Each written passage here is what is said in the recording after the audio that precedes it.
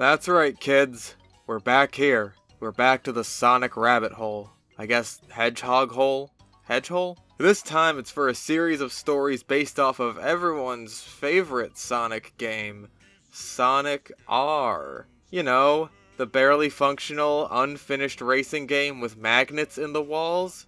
That one. We live in a society where not just one person, but multiple people saw this game and thought, wow, this garbage gameplay doesn't provide a terrible enough experience to the poor souls doomed to walk this hellscape we call Earth. Let's make the world just a little bit worse. This isn't a single story, it's more of a trend that just sort of came out of literal thin air. Seriously, I did research on this and I cannot find a point of origin to these Tales doll stories. It's like they materialized into existence from a parallel universe where Sonic R is the equivalent to Mario Kart, and also horror writers don't have to try as hard. Though looking at this channel's history, I guess that second part is still true. So basically, the Tales doll is this unlockable character in Sonic R that is apparently haunted or something, and it comes alive and tries to kill you. So it's like video game Chucky, except worse in every way possible. Do I even need to explain why this thing isn't creepy? I mean, look at it. It's just so dopey looking. I feel like I'm not stepping out of line by putting Ed, Edd, and Eddy sound effects over everything it does. Anyways, today we're looking at a small collection of classic Tales doll stories. It's been a while since we've been able to purely take the piss with some pastas, so strap in. Let's start off with a quick full reading of something short and sweet.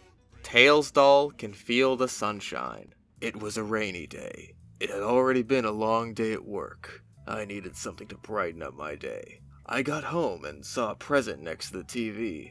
It was wrapped in gold paper with black bow, and it had a tag saying, "I know you've had a long day, so have this as a gift to shed some light to your life." I had no idea who or what gave me this, so I ripped the wrapping off. It was a rather colorful looking game called Sonic R. I myself wasn't a huge Sonic fan, unlike everyone else, but it did look like it would give something fun to do on one rainy day. I popped the disc in and was greeted to a catchy song and a colorful title screen. My mood was already starting to change. I selected single player and went on to choose a character. I played as Knuckles, as he is my second favorite Sonic character. I completed track 1 and collected all the hidden coins, and next I was greeted to a challenger. It was a Tails look-alike doll, simply known as Tales doll. He obviously looked weird, but kinda cute, and he was a really slow character, so I was able to beat him easily. After that, a screen stating next challenge. I went on to a tag race. You guys get the drill. I don't get the drill. I tagged Supersonic last, and was then greeted to another challenge. It was Supersonic against Tales doll. The screen began to flicker throughout the race, making it hard to see, but I eventually went past the finish line. I was greeted to my last challenge. I was Tails, and was against Tales doll, and suddenly, Tales doll started to go at incredible speed, so he easily won. Again, the screen was flickering, until the system turned off completely. Then suddenly my house caught on fire. I managed to escape, but I could have sworn I heard the words, "Can you feel the sunshine?" Okay, wow, I sure hope that this sets the tone going forward. How disappointing is it that that's honestly some of the best English I've seen in a creepypasta. I really don't have anything to say about this. It's such a nothing story. Everything was fine until it wasn't. I guess there's the question of who gave him the disc in the first place, but there's no other characters in the story, so I can only assume it's a manifestation of the Tales doll itself. And of course the real question is, if Knuckles is his second favorite Sonic character, then who is his favorite? Is it that crocodile with the headphones? Is it the bat with the tits? Probably that one. Also, I like to imagine his entire house burst into flames all at once. Next story. Let's move on to Tales doll Curse. We begin the story with two friends, Gil and Noah, shopping for some Sega Saturn games at EB Games. What year is this? What country is this? Oh god, is this an English story? Jacob, I'm so sorry. We immediately get the terrified shopkeeper trope as he insists the two lads take the game for free. Also, I know these are almost certainly supposed to be kids, But Gil is such an old man name that I can't help but imagine these are two octogenarians getting excited about a free Sonic game for their Sega Saturn. So they hobble their way out of the store on their little walkers with the little tennis balls on the ends and go home to play. They boot up the game and are greeted by only the Tails doll. No Sonic. No Knuckles. We of course get the must be a glitch trope, but I guess it actually works here since I can feasibly see that being a glitch.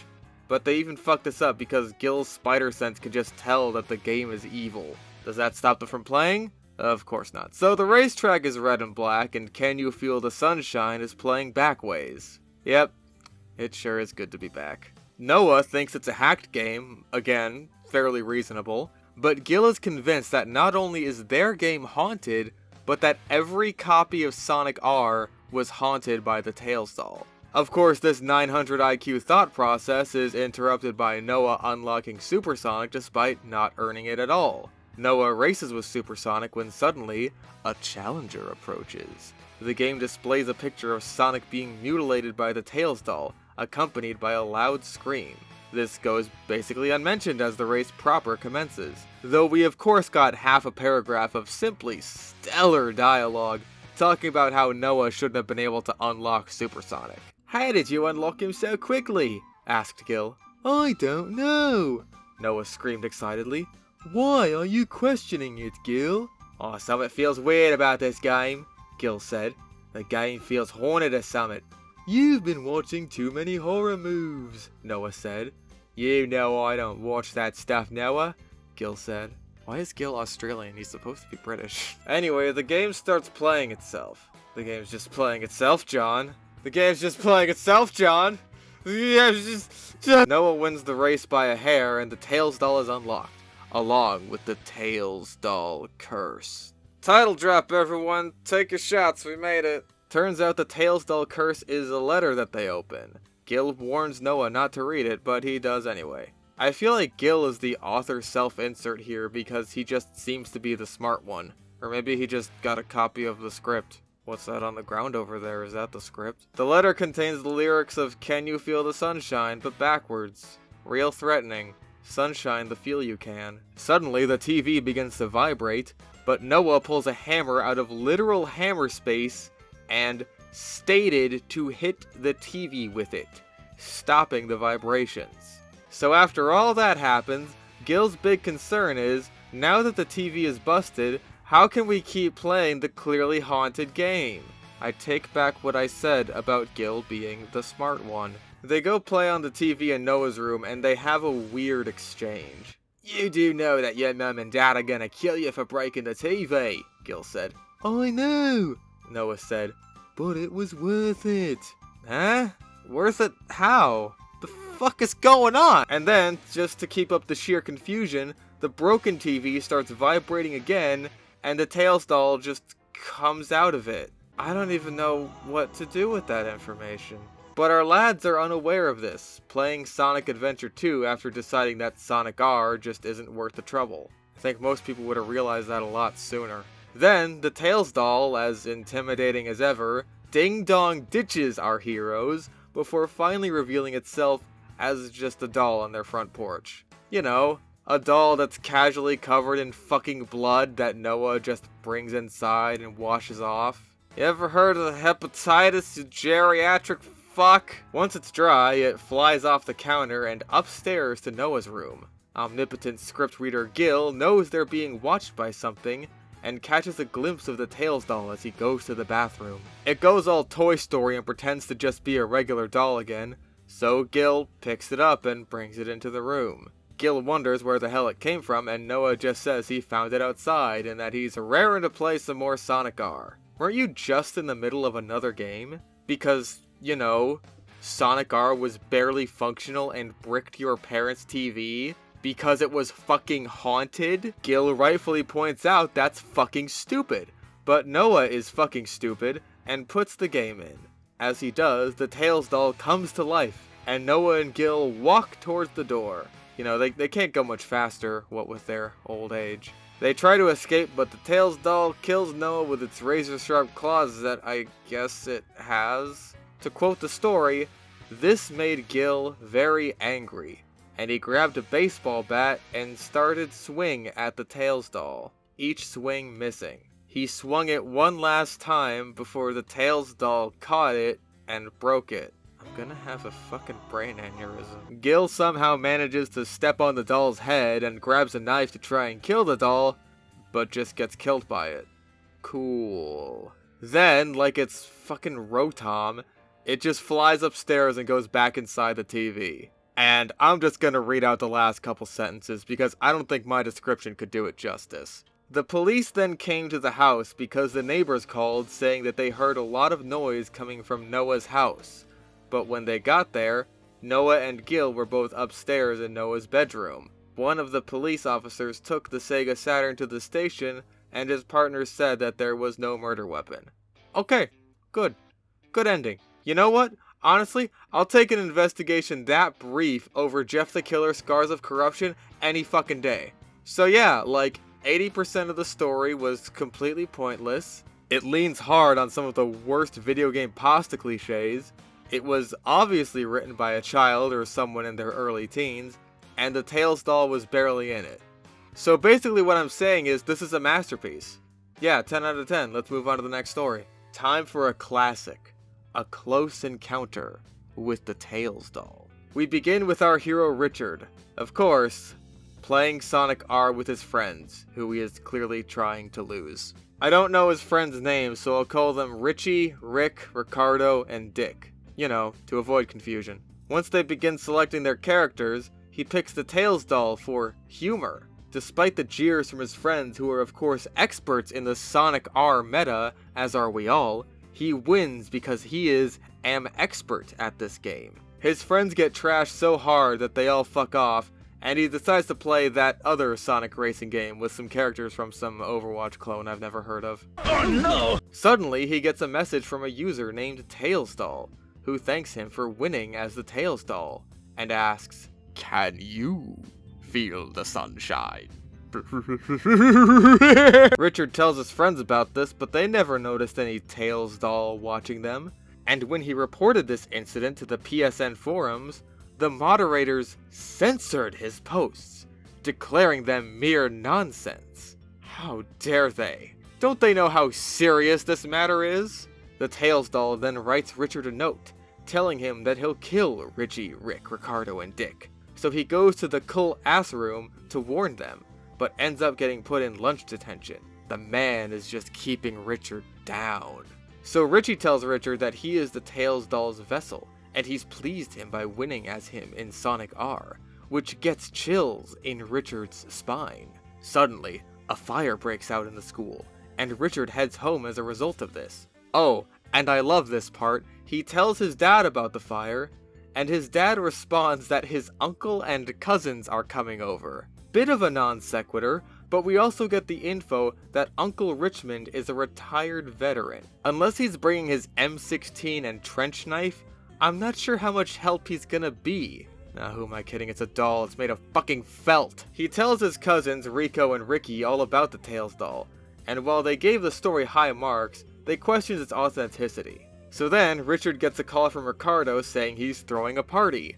All the shit with the cousins and veteran uncle is dropped and never brought up again, and he heads to the party to eat like hell and watch fights of drunk men.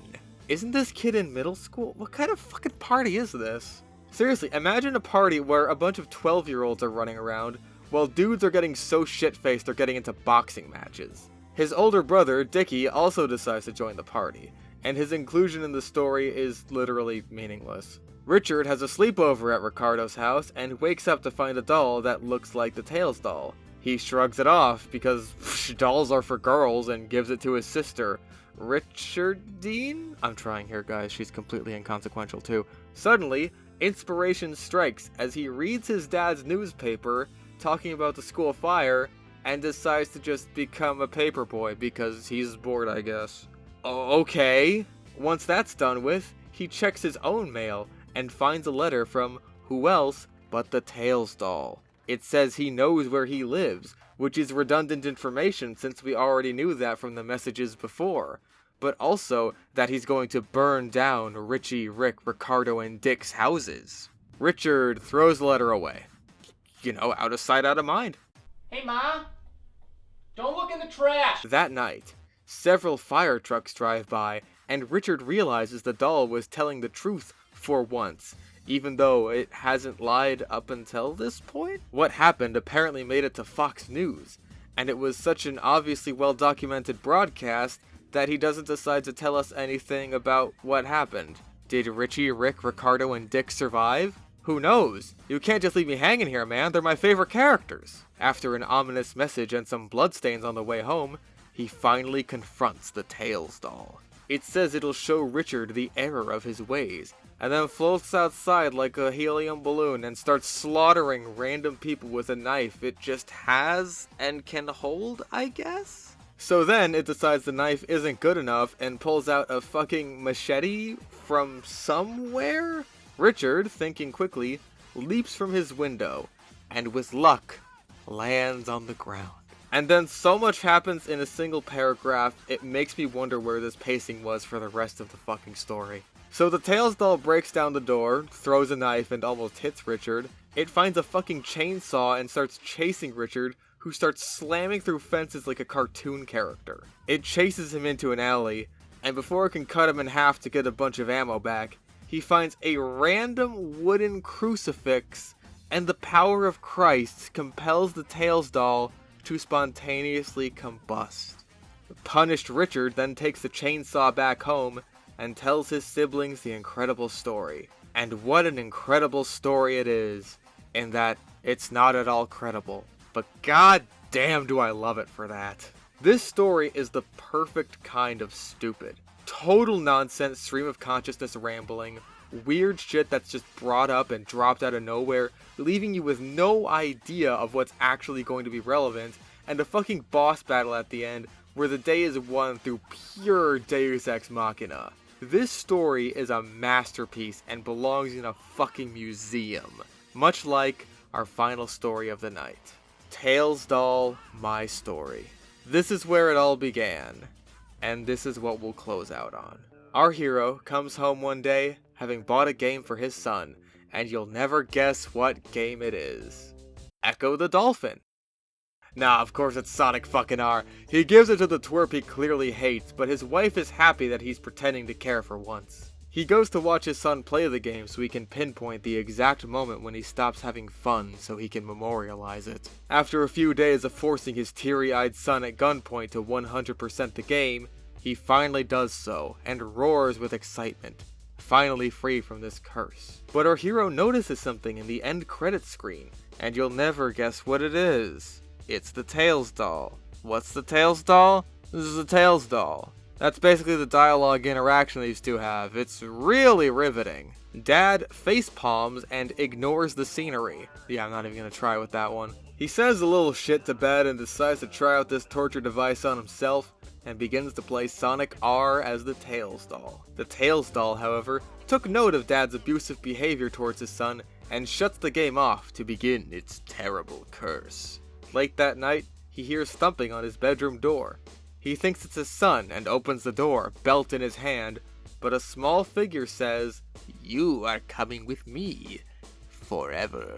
I wonder why this catchphrase didn't catch on like go to sleep. Maybe because it's clunky as shit. Then the horror truly begins, as the Tails doll begins its reign of terror by scratching at the dude's toes like my cat in the morning. Such intense, traumatic injuries are sustained that to this very day, his feet ache and are sore. There's blood on the floor. Everybody walk the dinosaur. So he starts whining like a little baby because he hurt his piggly wigglies and his wife calls the cops. The Tails doll gives off a screech and fucks off, saying it has what it needs. The little piggy who went to the market. Since then, Dad has been scared to sleep at night and fucked up his sleep schedule really badly, compromising his immune system and putting him at risk of obesity, heart disease, and diabetes. And that's the real horror of this story. The lesson here is to always go to sleep on time and get your 8 hours, or an adorable doll will scratch your toes. What a dumb story. I don't think it's quite as funny as Close Encounter, but goddamn, to this day my feet ache and are sore is a line that will stick with me for the rest of my life. That's some quality bad writing. Of course, the biggest reason I decided to end off on this story is because, in a weird way, I kind of owe a lot to this story. This was the story that kickstarted bad creepypasta, and I don't know if the show would have started regardless if they didn't read this, but man, just think if it hadn't. I probably would have forgotten all about creepypastas by now and not put any thought into analyzing them critically. I would have never gone in that creepypasta thread on X talking about how much I hate Jeff the Killer. I never would have started using this channel again, learned the ropes of editing and script writing. I would have never made my gaming channel or Bad Weapon Academy, the series that's keeping me alive right now and is potentially making YouTube a viable career choice for me. All of this started because someone wrote a terrible horror story about a dopey looking doll from an awful Sonic game that most people would soon like to forget, made by people who don't know what the fuck a Sonic is. Serendipity, man. It's a weird thing you just can't account for. At the end of the day, I just wanted to say, thank you, you absolute fucking lunatic, for writing the literature equivalent of stagnant sewer water. It's truly been a roundabout path. Thank you, Tales Doll My Story. That's all I have to say. And thank you guys for watching. I know I've been neglecting this channel as of late, but this script was not easy for me to write, and I've had to focus a lot of my effort on the gaming channel to keep myself afloat. Hopefully, if I don't keep suffering from crippling writer's block, I can keep these videos coming on top of the game ones. We'll get to that happy review. I promise. Until then, guys, thanks for sticking with me. I know it's not easy.